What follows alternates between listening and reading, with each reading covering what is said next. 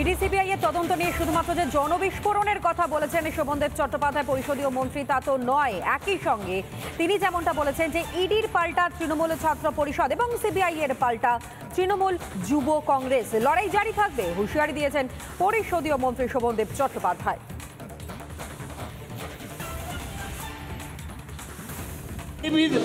অপকর্মের বিরুদ্ধে, গণতন্ত্র হত্যার বিরুদ্ধে ওদের আমাদের তৃণমূল যে ছাত্র পরিষদ আছে ওদের ইডি আছে, আমাদের তৃণমূল যুব কংগ্রেস আছে ওদের সিবিআই আছে, আমাদের তৃণমূল ট্রেড ইউনিয়ন আছে ওদের ইনকাম ট্যাক্স আছে।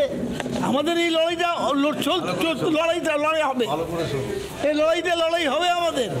ওদের গণসংগঠন নেই, ওদের কেবলমাত্র অত্যাচার করার জন্য গণতন্ত্রকে হত্যা করার সংগঠন আছে। সেই গণতান্ত্রিক সংগঠন দিয়ে আগামী দিন বিজেপিকে মোকাবেলা করব। বিজেপির প্রধান মুখপাত্র সমীক ভট্টাচার্যের বক্তব্য শোনা এবং রাজনৈতিক বিশ্লেষক সুদীপ্ত সরকার কি বলছেন শুনুন।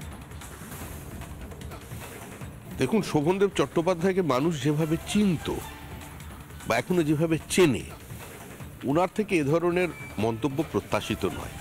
তৃণমূল কংগ্রেস তদন্ত বন্ধ করতে চাইছে, তার জন্য তারা কেন্দ্রীয় তদন্তকারী সংস্থাকে আক্রমণ করছে, কদর্য ভাষায় সমালোচনা করছে বিচারপতিদের।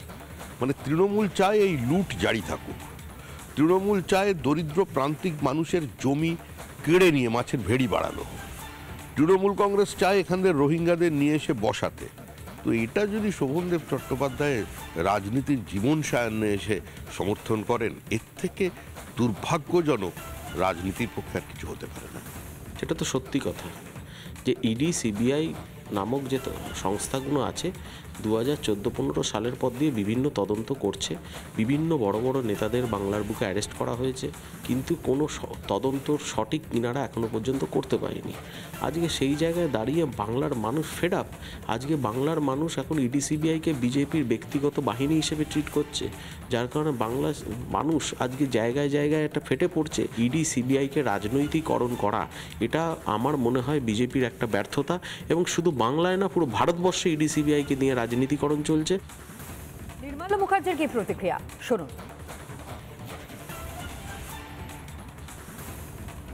এই যে হঠাৎ উষ্মা আমাদের তরুণ আছে, ওদের সিবিআই আছে, এই কথাগুলো সাধারণত তারা বলে, 20 বছরের 22 বছরের 25 বছরের ছেলেরা বলে।